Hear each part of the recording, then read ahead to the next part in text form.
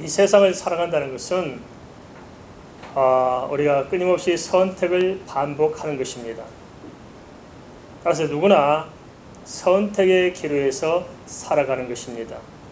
오늘 교회 오는 것도 마찬가지였을 것입니다. 1부 예배를 참석할까, 2부 예배를 참석할까, 코로나가 더 심해졌다는데 가야 될까 말아야 될까, 몇 시에 가야 될까 결정들 하고 오셨을 것입니다. 선택이 왜 중요할까요? 그것은 선택에 따라서 우리 인생의 방향이 결정되기 때문에 그렇습니다. 따지고 보면 모든 인생의 승패 역시 마찬가지로 지난날 우리의 선택에 의해서 결정되어 왔을 것입니다. 오늘 이 자리에 있는 모든 것은 그래서 과거의 우리 선택이 만들어낸 하나의 결과일 것입니다. 그래서 우리가 선택을 잘해야 되는데 특별히 영적인 일들일수록 더 선택을 잘해야 됩니다. 삭개오를 잘 아실 줄 믿습니다. 삭개오가 한 번 선택을 잘해서 그의 영원한 삶이 바뀌었습니다. 부끄럽고 창피했지만 그를 무릅쓰고 뽕나무 위로 올라가서 주님의 눈에 띄었기 때문에 주께서 삭개오에게 삭개오야 내려오너라, 내가 오늘 밤 너희 집에 유숙하여 하겠노라 말씀하시면서 주님을 만나고 그 인생 전체가 송두리째 바뀐 것을 성경은 이야기해주고 있습니다. 그뿐 아닙니다. 또 성전 미문에 앉은 맹시 마찬가지였습니다. 베드로와 요한이 지나갈 때 손을 벌리고 은과 금을 구했지만 그 대신에 예수 이름을 주었지 않습니까? 끝까지 은과 금을 고집하지 않고 예수 이름을 주었을 때 그 예수 이름 붙잡은 그것 때문에 이 성전 미문에 앉은 맹인은 인생의 패러다임 자체가 바뀌고 절망죄 있는 그 구렁텅이에서 벗어나 소망으로 옮겨지게 되었습니다. 반면에 아나니와 삽비라는 돈 욕심 때문에 선택을 잘못하는 바람에 부부가 한날에 영원한 심판을 받습니다. 알렉스라는 사람도 마찬가지입니다. 예수 잘 믿는 것처럼 따라오다가 한순간 세상이 좋아서 예수를 팽개치고 다시 세상으로 나갑니다. 그래서 결국 영원한 심판을 자초하지 않습니까? 교회 안에도 그럴 수 있습니다. 구원받을 뻔하다가 구원된 사람들이 참 많을 것입니다. 한번 선택을 잘못했어. 내 인생을 송두리째 아작내는 그런 일 없기를 바랍니다. 따지고 보면 아담과 하와 때부터 인생은 선택의 문제였습니다. 그러기에 성경도 끊임없이 선택의 중요성에 대해서 반복하고 있고 창세기부터 요한계시록까지 끊임없이 세상이 아니라 그리스도를 선택하도록 반복해서 말씀해주고 있습니다. 그 한해로 로마서 8장 5절 6절은 이렇게 기록하고 있습니다. 육신을 따른 자는 육신의 일을, 영을 따르는 자는 영의 일을 생각하나니 육신의 생각은 사망이요 영의 생각은 생명과 평안이니라. 한데 문제는 우리가 마음을 결단하고 정확히 선택해 나가야 하는데 그러지 못하고 어중간하게 타협하다가 점점 분별력을 잃는 게 문제가 아닌가 싶습니다. 우리가 잘 아는 발람 선지자가 그렇습니다. 하나님의 뜻을 굳건히 지켜나가야 되는데 발락이라는 사람의 유혹에 못 이겨서 조금씩 타협하다 보니까 나중에는 하나님의 뜻이 아니라 발락을 위해서 일하는 거짓 선지자가 되고 맙니다.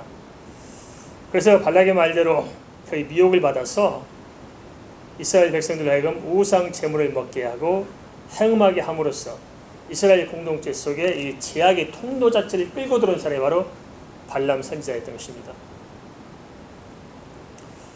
그러므로 특별히 성도들은 하나님 앞에서 선택을 잘 해야 합니다. 그러면 온전한 선택을 위해서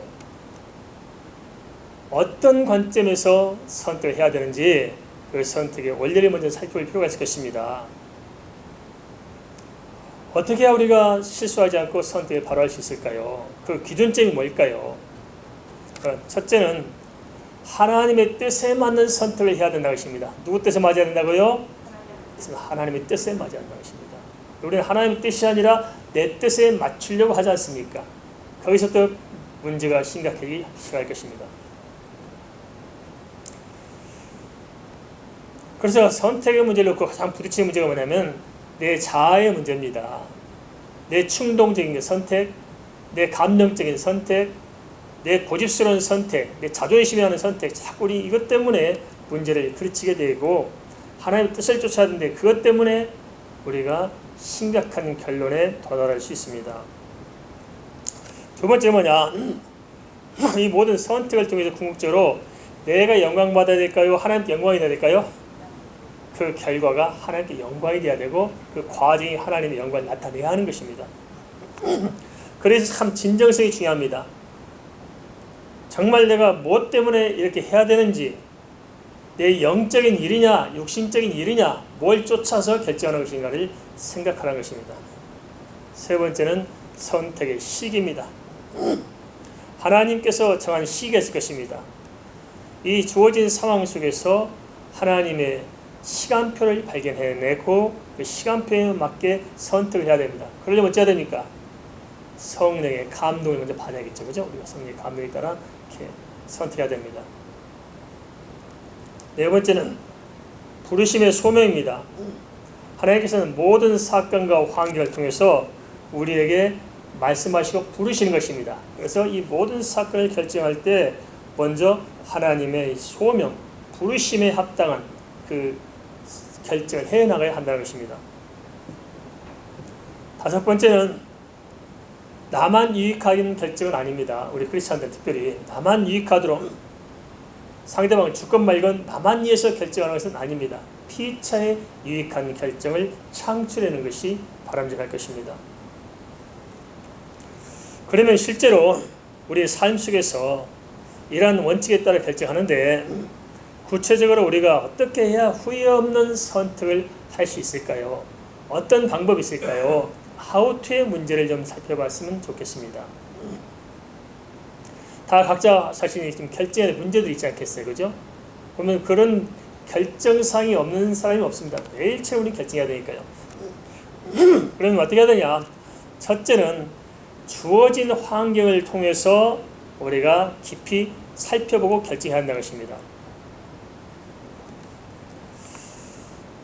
하늘에 나는 공중의 새 한 마리도 하나님의 허락이 없이는 땅에 떨어진 법이 없습니다. 우리가 인정하고 인정하지 않건 상관없이 내게 이 주어진 모든 것은 사실상 하나님의 큰 주권의 틀 속에서 지금 내게 주어진 것입니다. 믿으십니까? 인정이 됩니까? 좋은 일이건 나쁜 일이건 선한 일이건 악한 일이건 내 앞에 주어진 모든 문제는 사실 하나님의 큰 틀에서 하나님이 허용해 주셨기 때문에 지금 이 안에 있다는 거예요. 그 사실 우리가 인정하고 도대체 이 사건, 이 문제가 무엇인가 하는 것을 깊이 살펴보면서 그 안에서 하나님의 계획이 무엇인지, 하나님의 섭리가 무엇인지, 하나님의 뜻이 무엇인지를 우리가 살피자는 것입니다.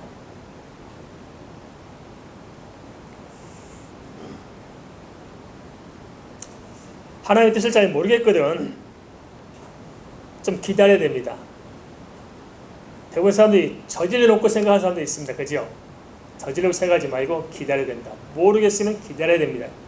하나님보다 앞서지 말고 기다려야 합니다. 그래서 기도하면서 주어진 상황을 보면은 그 상황 속에서 하나님께서 내게 깨닫게 하는 하나님의 뜻을 발견할 수가 있을 것입니다. 하나님께서는 우리의 환경과 사건과 주변의 사람들을 통해서 역사하시고 그것을 통해서 지혜를 얻게 하십니다. 예를 들면 그렇습니다. 우리가 잘 아는 에스더가 나오잖아요. 그런데 그때 당시 이스라엘 백성들이 다 죽음의 위기에 직면했고 어려운 상황이었습니다. 그런데 에스더가 어떤 생각을 하게 됩니까? 그 주어진 상황에서 하나님 앞에서 어떻게 해야 되는가를 생각하게 됩니다. 그래서 내가 오늘 이 자리에 있는 것은 바로 이 시대 이 문제를 해결하도록 하나님이 보내셨다는 사실을 깨닫게 됩니다. 어떻게 해서요? 주도 면밀하게 내게 주어진 상황을 다 들여다볼 때 내가 지금 이 산에서 어찌 해야 할까 하는 것을 발견하게 됐다는 것입니다. 그래서 에스더가 그렇게 말하지 않습니까? 내가 죽으면 죽으리라. 그렇게 결단하고 왕 앞에 나가는 하나님께서 그 에스더의 중심을 보시고 역사하셔서 오히려 이스라엘 백성들을 살리는 놀라운 변화의 계기가 생겨서 그런 말미암아 불임절이 탄생하게 되었습니다. 야곱도 마찬가지입니다.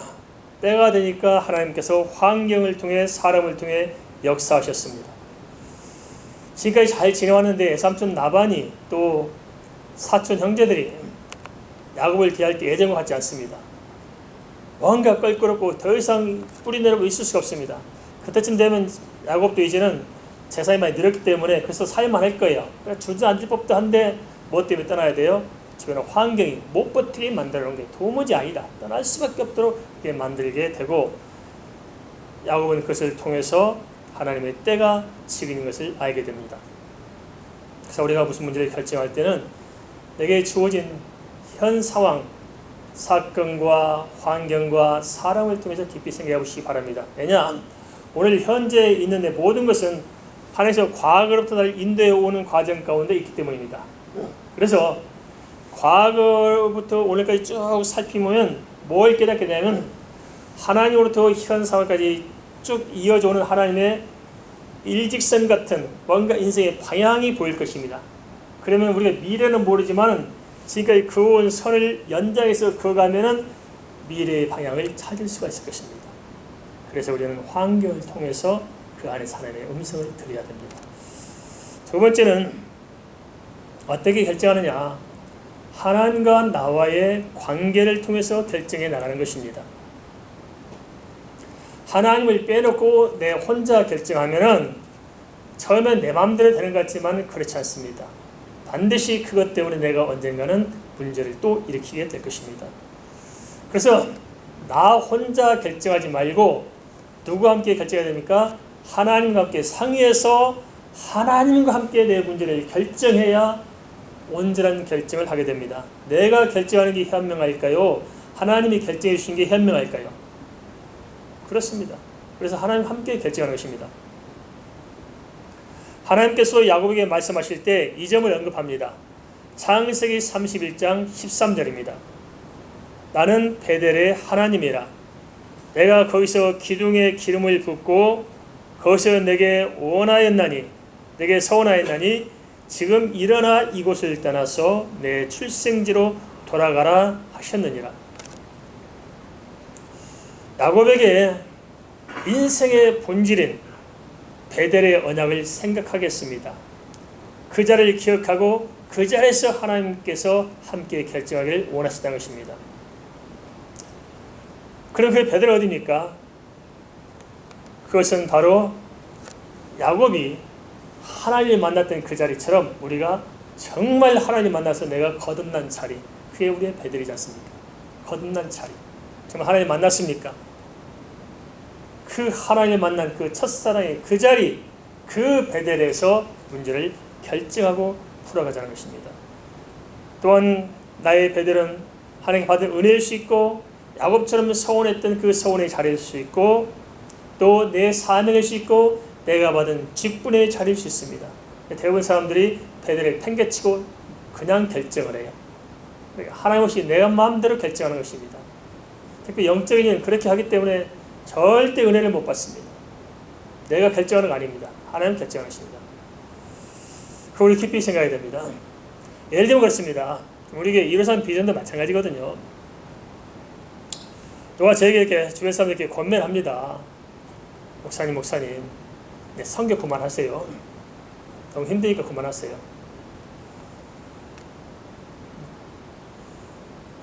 어느 큰 교회에서 저 담임 목사가 초빙할 때 초빙하고 저한테 이야기하더라고요. 목사님 우리 교회 좀 맡아주세요. 근데 목사님한테 조건이 하나 있습니다. 목사님 성교 다 내어놓고 그냥 우리 교회 와서 담임 목사 한번 해주세요. 그래서 안 간다고 그랬습니다. 우리 교회 놔도 갈 수 없었지만은 왜 그러냐?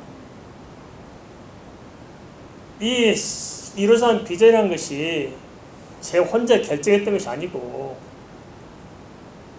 저도 아무것도 모를 때 하나님께 기도하다가 하나님께서 불같이 제게 역사하시고 제게 일일이 이렇게 말씀하시고 인도해 주셔서 이게 하나님 뜻으로 받아들였고 또 지난 모든 삶을 하나님께서 저를 양육해왔던 과정을 볼 때 하나님께서 목적이 이거였기 때문에 제가 살아가는 이유고 주의 종으로 살아가는 이유가 바로 이것이었기 때문에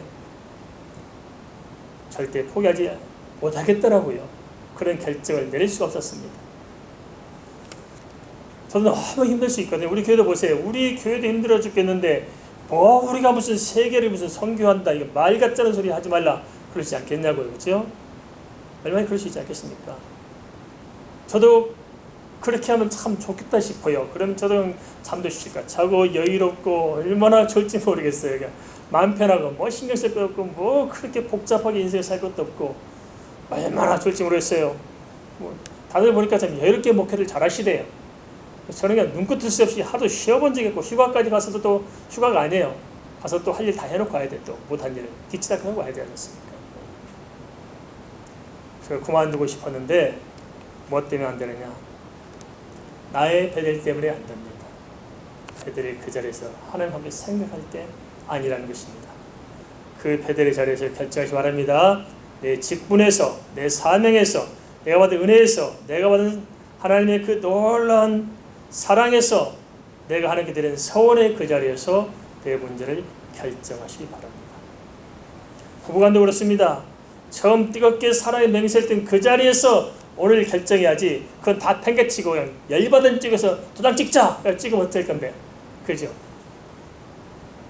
무슨 문제가 있든지 내 베델에서 하나님과 함께 결정해야 합니다. 세 번째는 가족이나 관계자들하고 좀 상의하라는 것입니다. 내 결정으로 영향이 미칠 사람들과 상의 없이 결정한다는 것은 그건 책임의 피입니다.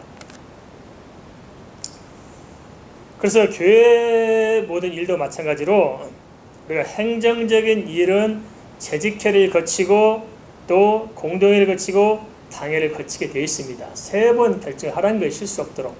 그래서 우리 교회도 재직회했잖아요. 몇 주 전에 재직회에서 의견을 물어보고 함께 결정해 나가고 공동회를 하고 하는 것입니다.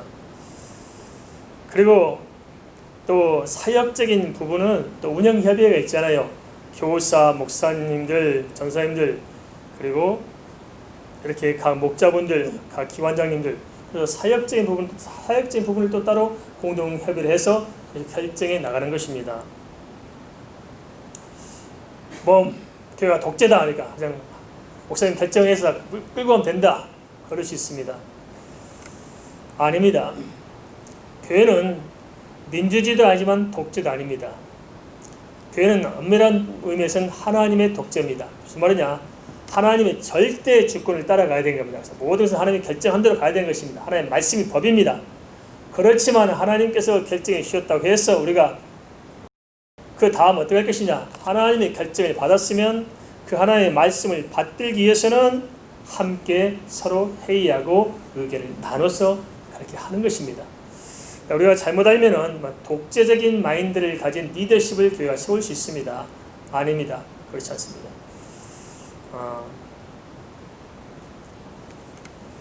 삼국지에 조조와 유비가 가지고 있는 리더십이 다르죠. 조조는 지배하고 통치하는 리더십을 갖습니다. 유비는 아니에요. 백성들 섬기는 리더십을 갖습니다. 목민심서도 마찬가지잖아요. 왕이 백성을 지배하고 군림하는 것이 아니라 백성들을 섬기는 목민심서 같은 심정. 성경도 보면 그렇습니다. 그게 우리에게 필요한 것입니다. 그래서 함께 상의하고 섬기는 리더십을 가지고 대화할 필요가 있습니다. 저도 그렇습니다. 담임 목사라서 리더십에 많이 고민하면서 생각했습니다. 제가 가지고 있는 리더십은 뭐냐? 종으로서의 리더십입니다. 종으로서의 리더십. 모든 주의 종들을 섬기는 종들의 종, 성도들을 섬기는 종, 하나님의 종. 우리 교회의 종으로서 살고 싶어서 제 이름도 해외 나가면 공산권이나 이슬람권도 있잖아요. 이름을 감춰야 할 필요가 있기 때문에 이름을 다시 지었는데 뭐라고 주냐면 잘 아시다시피 서번트 김으로 주셨어요. 서번트, 종, 김. 종으로 이렇게 대하고 싶습니다. 그래서 우리 성도들도 제가 섬기는 자라고 대하고 싶지 지배한 자라고 대하고 싶지 않습니다. 그렇기 때문에 섬기하기 때문에 어른들을 모시고 나의 주인들을 모시고 상의하는 것입니다. 마찬가지입니다. 가정에서 마찬가지입니다. 남편이 가장에서 또 교회 맡은 직분 맡은 분들이 교회에서 종으로서 리더십을 가질 때 서로 화합하면서 서로 의견을 나누면서 가야 됩니다. 근데 이게 참 잘 안 되더라고요. 왜 안 되냐? 왜 너무 권위적인데 익숙해져 있어요. 그죠? 뭐 치고 패고 큰 소리 뻥뻥 쳐야 그때 움직여요. 섬겨서 의견을 물으면은 나태하고 말 안 듣고 오히려 무시하고, 이게 참 희한하게 그 공동체가 이거조차도 안 돼요. 그죠? 이거조차도. 성경으로 돌아가야 되는데 워낙 비성경적인데 너무 익숙해져 있고, 성경적인 가치를 추구해야 되는데 세상적인 가치에 너무 쩌눌려 있어가지고 우리 성경적으로 돌아가려고 하면은 문제가 생기네요. 이게 참 심각한 문제입니다. 여기서부터도 우리가 좀 바뀌어져야 됩니다. 이사야 1장 18절에 보면 하나님께서 그렇게 하셨어요. 하나님께서 그냥 지배하고 다스리고 뭐 원풋하시고 그런 게 아니고 뭐라 말씀하십니까? 이사야에서 오라 우리가 서로 변론하자. 너희 죄가 주홍같이 붉을지라도 양털같이 될 것이요.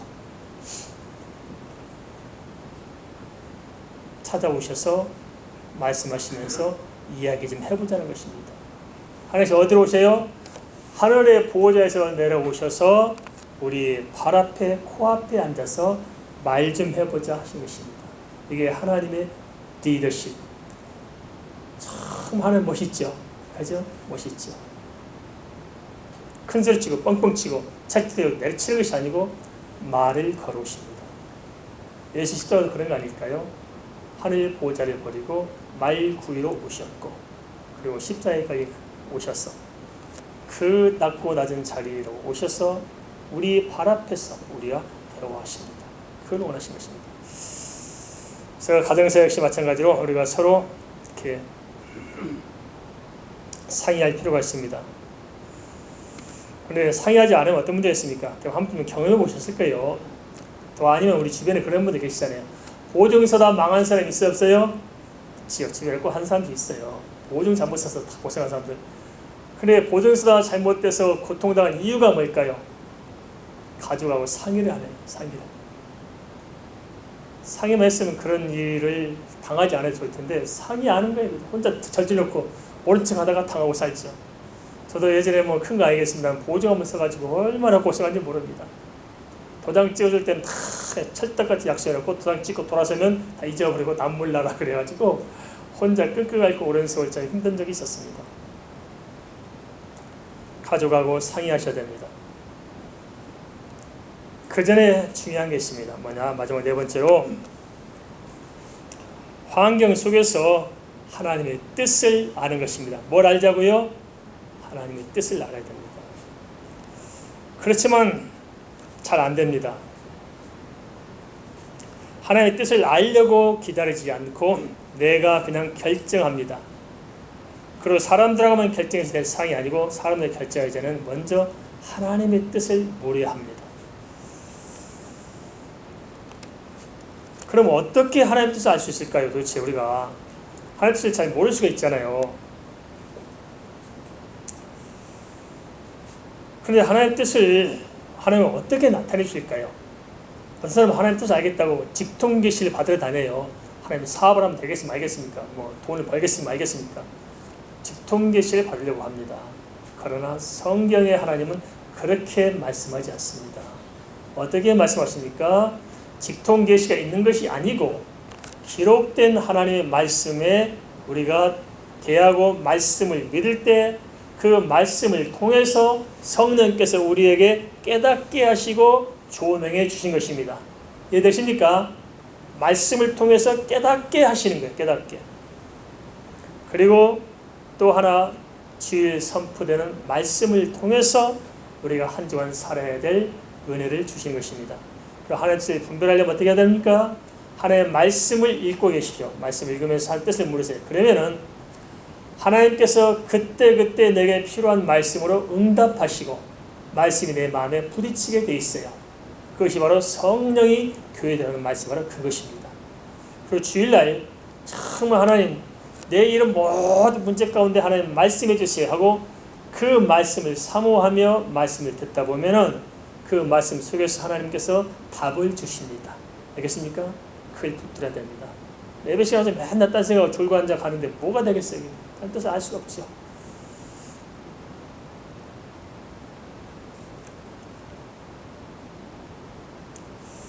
저 역시 마찬가지입니다. 저도 이렇게 뭘 결정해야 될 때는 습관적으로 새벽에 가서 기도하면서 주일날 말씀을 되새깁니다. 주일날 말씀 뭐라 하셨더라? 뭐라 하셨다? 아, 그렇구나. 그 말씀을 가지고 하나님의 뜻을 찾으면서 그 말씀으로 결정을 합니다. 그래야 온전한 결정을 내릴 수 있습니다. 그러면 이런 생각할 수 있을 거예요. 아니, 하나님께 응답을 받으면 되지 또 뭐 때문에 사람들 또 상의해야 되느냐. 하나님 응답 받고 뭐 직통기시 받아서 뭐 그냥 국제 받아서 결정하면 되지 왜 사람들 상의하라고 그러냐. 아닙니다. 하나님의 뜻이 분명해도 사람들과 상의하는 게 필요합니다. 그것이 불신앙이 아닙니다. 당연히 그래야 됩니다. 왜냐? 우리는 하나님의 뜻을 잘 분별할 수 없을 수 있어요. 그죠? 내가 하나님의 뜻이라 생각했지만 그 뜻이 아닌 경우가 참 허다하게 많습니다. 그리고 또 하나, 하나님의 뜻과 우리 뜻의 차이가 있을 수 있고, 그리고 또 하나, 우리가 이렇게 사람과 상의할 때 하나님의 뜻이 분명한 증거를 거기서 찾을 수가 있습니다. 이런 경우가 있지 않겠습니까? 하나님께서 모세를 애굽 땅에 보내서 출애굽하라 한 것은 하나님의 뜻이 아니에요? 하나님의 뜻이죠. 그런데 바로는 보내라고 그랬어요? 보내지 말라고 그랬어요? 하나님께서 바로에게는 보내지 말도록 마음을 강팍하게 만들죠. 근데 모세는 끌어내도록 능력을 주시고, 바로는 보내지 않도록 강팍한 마음을 주시고, 그럼 모세의 뜻이 맞습니까? 바로의 뜻이 맞습니까? 바로는 자기가 하나님의 뜻이라 생각하고 있을 수 있고, 모세는 자기가 하나님의 뜻이라고 알 수 있어요. 그래서 사람들께 상의하라고 합니다. 하나님의 뜻은 무엇이었습니까? 모세가 하나님의 뜻이었죠. 왜냐하면 언약을 해왔기 때문에. 그럼 왜 바로의 그런 뜻을, 그런 생각하게 하셨을까요? 그것은 성경에 뭐라 말합니까? 그 모든 재앙을 다 겪게 되고 그 재앙을 통해서 하나님의 능력이 드러나게 함으로 말미암아서 성경은 뭘 말하냐? 하나님의 백성 이스라엘이나 애굽 백성이나 오직 여호와만이 하나님이신 것을 알게 하려 함이니라. 그래서 결국 그 하나님의 또 다른 뜻이 성취가 되면서 모세의 뜻을 이루어 가시죠. 그래서 우리가 하나님의 뜻을 잘 분별하면서도 사람들과 함께 상의할 필요가 있습니다. 예를 들면 이렇습니다. 제가 작년에는 책을 한권 썼고 올해는 또 강의안을 4권을 썼습니다. 8월까지 4권을 쓴지 거의 완성했는데, 작년에 뭘 썼냐면 제가 하나님께 기도하면서 감동이 왔어요. 어떤 감동이냐면 이렇게 간증집을 써서 좀 전도할 수 있으면 좋겠다 해서 책을 써서 출판하려고 출력해야 될 사람 좀 나눠주면서 읽어보고 평가를 받고 싶었어요. 그런데 우리 교회 몇 분들이 또 우리 김성희 사모를 포함해서 절대 책을 내면 안 된다고 반기를 드는 거예요, 이게. 그래서 제가 너무 답답하더라고요. 아니, 하나님께 내가 분명히 이렇게 나 기도해서 응답받아서 하나님께서 이 책을 쓰라 해서 쓰는데, 하나님 쓰라 쓰는데 당신이 반대합니까? 뭐가 하나님 뜻이야? 아주 고민이 많이 들더라고요. 근데 안 된다는 거예요. 그래서 제가 당장 출판하지 않고 기다렸습니다. 기다리면서 쭉 기도하면서 진짜 하나님 뜻이 어디 있는가 생각해 봤습니다. 그런데 분명 제가 기도해도 책을 내는 것은 하나님의 뜻이 맞았어요. 근데 또 주변 분들은 또 못 내야 된다고 막 그것이 절대 한 뜻이 아니라고 했을까 생각해봤더니, 첫째 뭘 깨달았냐면 아직은 때가 아니라는 사실을 깨달았을 때가 아니다. 아직은 때가 아니다. 저기 내는 것은 맞는데 작년에 내 것이 아니고 좀 기다리라. 제가 할 때 그게 맞았어요. 실매 도자기는 뭐냐면은 제가 언제 언급했을 거예요. 제가 하나님께 부름 받을 때 마지막으로 하나님께 서원하면서 할 때 하나님께 제게 보여준 것들이 있는데, 마지막에 보여준 게 7m 도자기였어요. 아주 그냥 손길이 많이 가서 그냥 연달이 많이 봐서 만든 도자기 하나를 딱 보여주면서 제가 무료에 그게 뭐냐니까 7m 도자기라는 게 7m 도자기. 그게 뭐니까 그 7m 도자기가 저라는 거죠. 그래서 그럼 7m 도자기가 뭡니까? 하는데 성령께서 감동을 깨닫게 하시더라고요. 7m 도자기가 뭐냐면 7번 매질해서 만든 도자기다. 그렇더라고요. 저를 7번 매질해서 만들겠다는 하나님에게 얘기했죠. 그래서 제가 지난 과정을 살펴보면 그게 맞았어요. 처음 대책 당시부터 지나오신 분들과 중간에 오신 분들아 지금 계속 제가 얼마나 연단받고 사는지 아시죠? 지켜보셨죠? 이렇게 치면서 제 생각은 작년에 이제 여기까지 왔으니까 내 모든 연단이 끝났습니다 하고 7m 되는 책을 쓴 거거든요. 그런데 아니 하나님께서는 그 위에도 다음 때에도 남았었어요.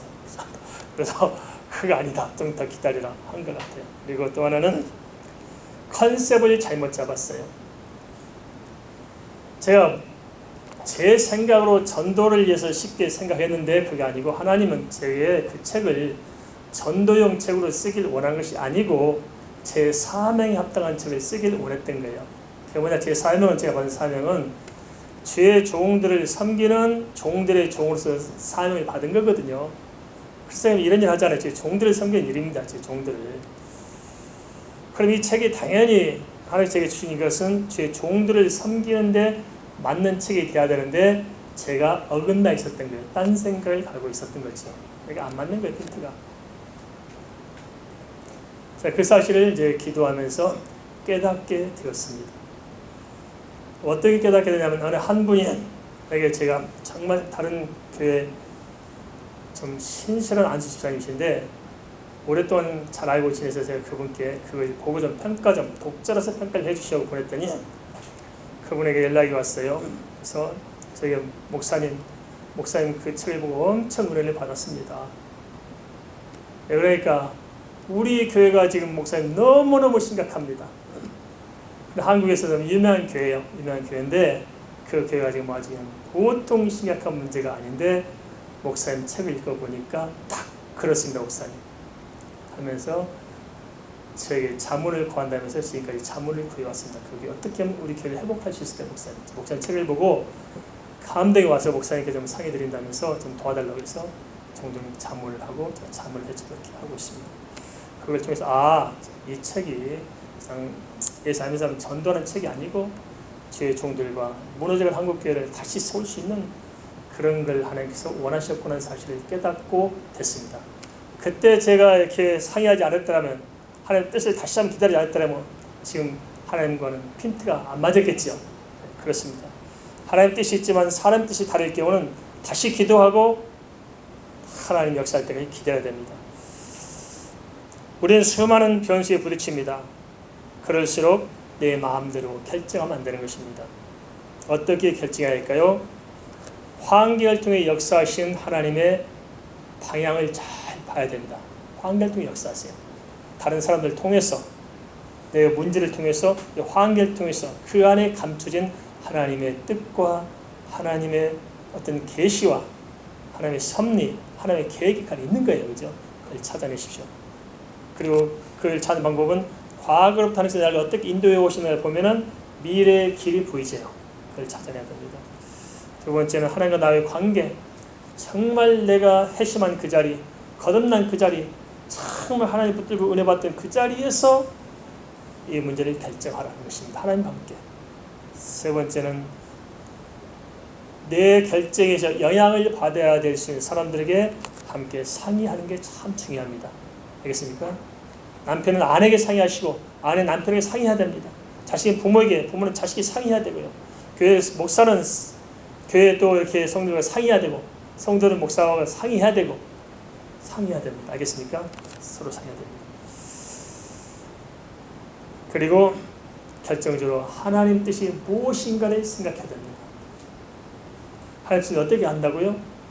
기록된 말씀을 묵상해 가면서, 주일날 선포된 말씀을 묵상해 가면서 하나님의 뜻을 발견하는 것이고, 그 말씀 붙들고 기도할 때 성령께서 깨닫게 하실 것입니다. 야곱이 바로 이런 과정을 겪어서 밧다라람을 떠나서 베델로 출발합니다. 그냥 한 게 아니에요. 이 과정 속에서 야곱의 인생의 진로가 결정됐던 것입니다. 그러면 정말 하나님 뜻대로 결정했을 그 경우에 어떤 결과가 생겼을까요? 창세기 31장 29절은 이렇게 기록합니다.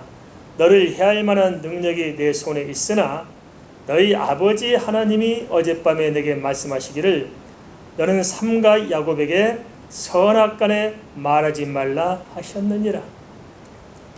어떻게 역사해요? 하나님의 주변 사람들을 통해서 하나님께서 꼼짝 못하게 정리해놓고 하나님께서 당신이 결정한 뜻이기 때문에 하나님께 합당한 결정이기 때문에 하나님께서 친히 책임지고 그 사실을 실현하도록 이끌어 가신 것입니다. 믿습니까?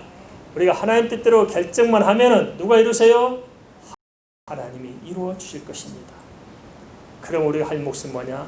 하나님 앞에서 믿음으로 결정을 잘하는 것입니다. 오늘 우리도 결정할 일들이 있죠. 어떤 분은 또 당장 집에 가면 이혼할까 말까 도망칠까 말까 지금 싸우러 가실 분들 계시죠? 다시 생각하십시오. 어떻게 결정해야 되냐? 환경을 다시 한번 살펴보십시오. 환경을. 두 번째는 하나님과 나의 관계 속에서 다시 생각하십시오. 세 번째는 다시 상의하십시오. 부부간에 상의 못할 일 있으면 교회 안에 신실한 권사님들, 장로님, 그 집사님 계시잖아요. 오늘도 저희가 와도 됩니다. 상의하십시오. 그리고 무엇보다도 하나님의 뜻이 무엇인가를 잘 분별해 내십시오. 모르겠으면 말씀 읽으면서 기도하면서 뜻을 분별하십시오. 성령께서 분명히 말씀해 주실 것입니다. 그렇게 결정해 나갈 때 후회함이 없고 하나님 앞에서 온전한 삶이 펼쳐질 줄 믿습니다.